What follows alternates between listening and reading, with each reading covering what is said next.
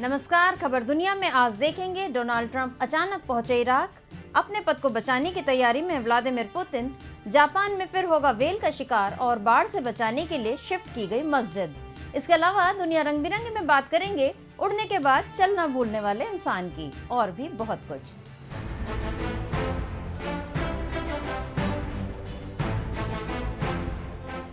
तो सप्ताह भर की चुनिंदा अंतर्राष्ट्रीय खबरों के साथ खबर दुनिया में आपका स्वागत है। मैं हूं सर्वमित्रा।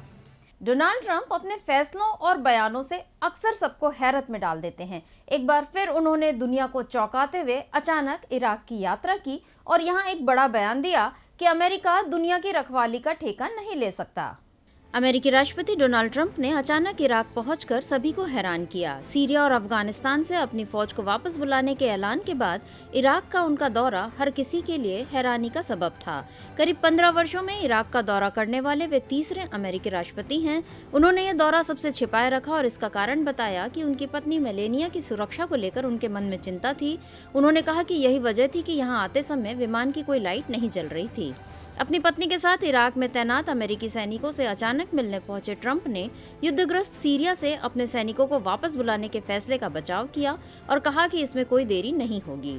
अमेरिकी सैनिकों को संबोधित करने के बाद ट्रंप ने बगदाद के पश्चिम में स्थित एयरबेस पर पत्रकारों से कहा, अमेरिका लगातार दुनिया की रखवाली का ठेका नहीं ले सकता। ट्रंप ने कहा, अगर अमेरिका पर कोई और आतंकवादी हमला हुआ तो इसका करारा जवाब दिया जाएगा। उन्होंने सैनिकों से कहा, अगर कुछ भी होता है तो जिम्मेदार लोगों को ऐसे परिणाम भुगतने पड़ेंगे जो कभी किसी ने नहीं भुगते होंगे। ट्रंप ने सीरिया से अपने सैनिकों को वापस बुलाने और बाकी क्षेत्रीय देशों, खासकर तुर्की पर आईएस के खिलाफ काम पूरा करने की जिम्मेदारी छोड़ने के फैसले का बचाव करते हुए कहा, यह ठीक नहीं है कि सारा बोझ हम पर डाल दिया जाए।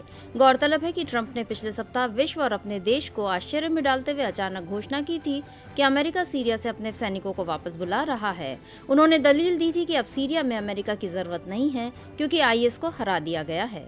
डोनाल्ड ट्रंप ने तो सीरिया से सेना बुलाने का फैसला ले लिया, लेकिन उनके सहयोगी इससे सहमत नहीं हैं। फ्रांस के राष्ट्रपति ने इस पर अफसोस भी जाहिर किया है।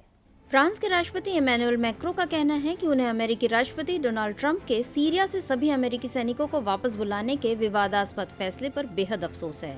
मैक्रों ने कहा, एक सहयोगी को जरूर भरोसेमंद होना चाहिए। दरअसल अमेरिका ने पिछले हफ्ते कहा था कि आईएस की हार हो चुकी है, लेकिन उसका यह दावा सहयोगी और अमेरिकी राजनेताओं की नजर में विवादों के घेरे में है।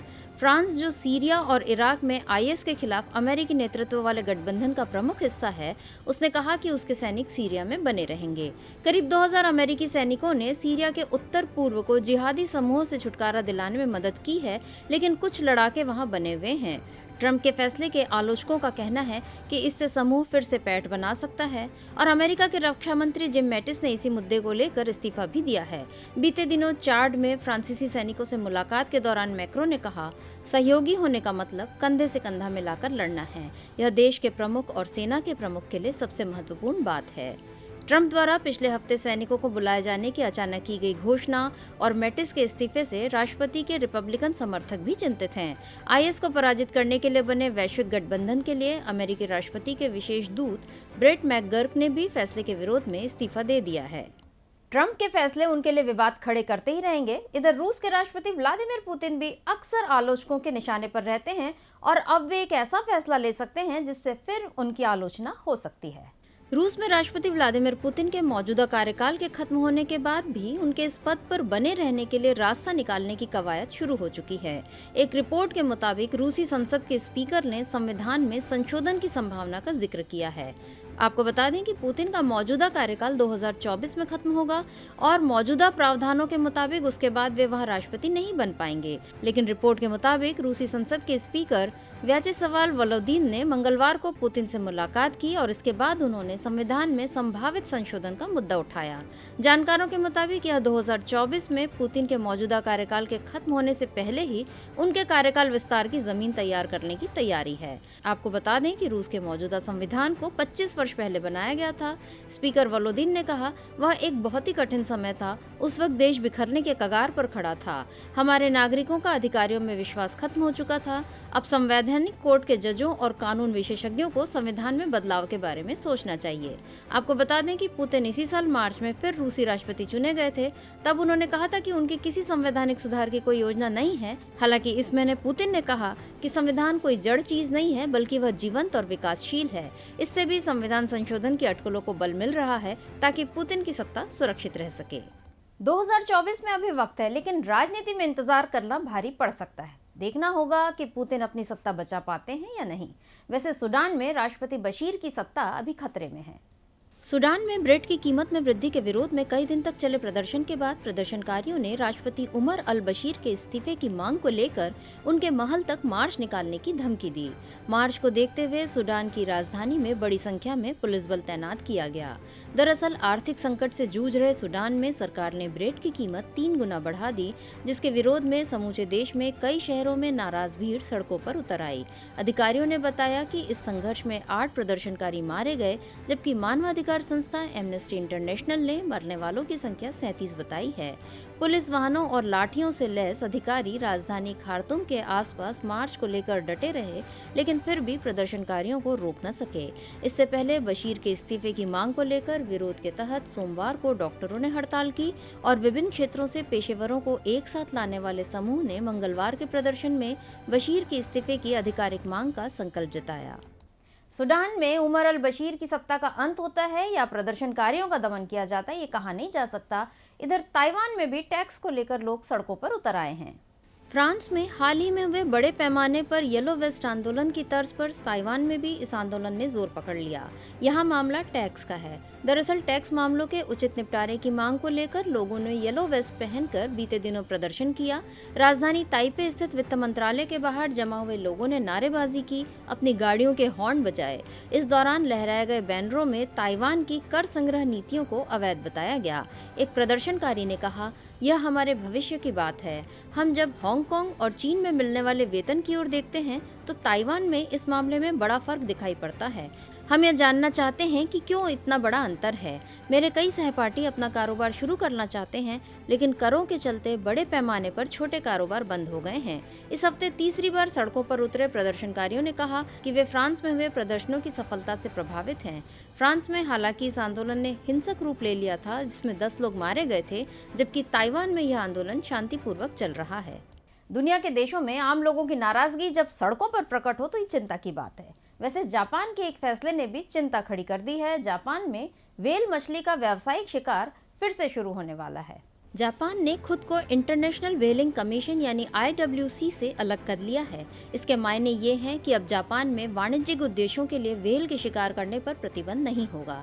इस कदम से जापान की अंतर्राष्ट्रीय स्तर पर आलोचना हो रही है। बता दें कि दुनिया भर में व्हेल के शिकार पर रोक लगाने के लिए इंटरनेशनल व्हेलिंग कमीशन का गठन किया गया और ये 1986 से प्रभावी है। 2002 के अनुमान के मुताबिक दुनिया भर में 5000 से लेकर 12000 तक की व्हेल बची थी, लेकिन अब इनकी संख्या शायद 10,000 से 25,000 के बीच है। जापान अब तक भले ही इस कमीशन से जुड़ा हुआ था, लेकिन उसने व्हेलिंग पर कभी रोक नहीं लगाई थी। जापान में वैज्ञानिक अनुसंधान के लिए व्हेल को मारना जारी था, जबकि आलोचकों के मुताबिक वैज्ञानिक अनुसंधान की आड़ में मीट के लिए व्हेल को मारना चल रहा था। जापान इस साल की शुरुआत में व्यावसायिक व्हेलिंग फिर शुरू करने की अनुमति देने के लिए IWC को मना नहीं पाया, जिसके बाद उसने ये कदम उठाया। सरकार के शीर्ष प्रवक्ता योशिहिदे सुगा ने कहा, हमने अगले साल जुलाई में व्यावसायिक व्हेलिंग फिर शुरू करने के लिए IWC से हटने का फैसला लिया है। आपको बता दें कि जापान में रात के खाने में व्हेल का मीट ज़्यादा इस्तेमाल होता है। हाल के वर्षों में शिकार पर प्रतिबंध के कारण व्हेल मीट खाने वालों की संख्या में काफ़ी गिरावट दर्ज की गई है, लेकिन अब जापान में वाणिज्यिक उद्देश्यों के लिए व्हेल मछली के शिकार करने पर प्रतिबंध नहीं होगा। ऐसे में व्हेल का मांस खाने वालों की संख्या में तेजी आ सकती है। जापान के फैसले से व्हेल संरक्षण पर चिंता फिर बढ़ गई है। पर्यावरणविद इसके लिए क्या उपाय निकालते हैं, ये देखना होगा। खैर, बात करते हैं एक 600 साल पुरानी मस्जिद की, जिसके संरक्षण के लिए उसे दूसरी जगह स्थापित कर दिया गया। तुर्की के हसन कैफ में बांध निर्माण के लिए एक 610 साल पुरानी मस्जिद को बेहद सुरक्षित तरीके से तोड़ा गया और इसे फिर 2 किलोमीटर की दूरी पर स्थापित किया गया और पूरा मामला बेहद शांतिपूर्ण तरीके से संपन्न हुआ। वैज्ञानिक तरीके से निर्माण कार्य भी पूरा कर लिया गया। दरअसल तुर्की सरकार एक महत्वाकांक्षी बांध परियोजना पर काम कर रही है। बांध इलीसू के निर्माण के रास्ते में 610 साल पुरानी मस्जिद आ गई, जिसे धरोहर की तरह अब सुरक्षित कर लिया गया है। खबर के अनुसार बांध निर्माण के साथ प्रशासन की प्राथमिकता ईयूबी मस्जिद को बचाने की भी थी। यह मस्जिद हसन कैफ में स्थित है। प्रशासन ने सभी विकल्पों पर विचार किया और कुशल श्रमिकों की मदद से सालों से सुरक्षित रखी गई धरोहर की दीवार को तोड़ा गया। जमीन के निचले हिस्से से इसे अलग किया गया और 2500 टन की इस मस्जिद को 3 भाग में रोबो ट्रांसपोर्ट के जरिए कुछ दूरी पर फिर से स्थापित किया गया। बांध निर्माण के कारण मस्जिद के डूबने की संभावना थी और सालों से सुरक्षित धरोहर के तौर पर इसकी देखभाल हो रही थी। सरकार और प्रशासन ने विकास कार्य के साथ ही मस्जिद को भी सुरक्षित बचाने का रास्ता निकाल लिया। बांध निर्माण योजना से जुड़े अधिकारियों ने बताया कि पानी के शक्तिशाली बहाव के कारण ऐतिहासिक हसन कैफ शहर का कुछ हिस्सा जल्द ही जलमग्न हो जाएगा, लेकिन ऐतिहासिक इमारतों वाले पार्क में मस्जिद शिफ्ट करने में हम सफल रहे। और आखिर में एक खबर दुनिया रंग बिरंगी से। उड़ने वालों के पैर जमीन पर आसानी से नहीं पड़ते, ये बात एक अंतरिक्ष यात्री के लिए हकीकत में बदल गई। अंतरिक्ष यात्रियों को जितना वक्त स्पेस जाने की तैयारी करने में लगता है, उतना ही वक्त वापस धरती पर आकर फिर से नॉर्मल होने में भी लगता है। इस बात को सच करता एक वीडियो सामने आया जिसमें एक अंतरिक्ष यात्री पृथ्वी पर आकर सही तरीके से चल नहीं पा रहे। एस्ट्रोनॉट एजे फ्यूस्टल नासा के एक स्पेस मिशन का हिस्सा थे। वे स्पेस में पूरे 197 दिन बिताने के बाद 5 अक्टूबर 2018 को पृथ्वी पर वापस आए थे। एजे समेत 3 और लोग इंटरनेशनल स्पेस स्टेशन पर गए थे। इन्हें वहां मौजूद ऑर्बिट लेबोरेटरी को ऑपरेशनल बनाने के अलावा स्पेस वॉक करने के लिए भेजा गया था। इन 197 दिनों में 3 लोगों के इस क्रू ने स्पेस में काफी शोध किए, लेकिन जब एजे वापस लौटे तो उन्हें चलते ही नहीं बना। अपना एक वीडियो शेयर करते हुए एजे ने बताया कि मैं फील्ड टेस्ट एक्सपेरिमेंट के लिए स्पेस में 197 दिन बिताकर पृथ्वी पर वापस आया तो मुझे चलते नहीं बना।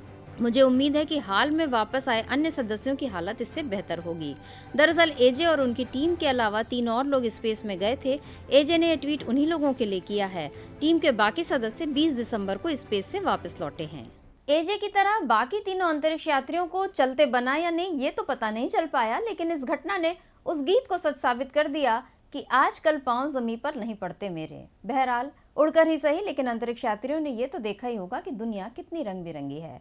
तो आज के लिए बस इतना ही। अगले हफ्ते फिर मिलेंगे कुछ और अंतर्राष्ट्रीय खबरों के साथ। तब तक देखते रहिए डीबी लाइव। नमस्कार। हमारे चैनल से जुड़े रहने के लिए YouTube पर टाइप करें डीबी लाइव, सब्सक्राइब बटन को क्लिक करें और बेल आइकन को दबाना ना भूलें ताकि खबरें आप तक पहुंचती रहें। देखते रहिए डीबी लाइव, क्योंकि यहाँ हैं खबरें लगातार।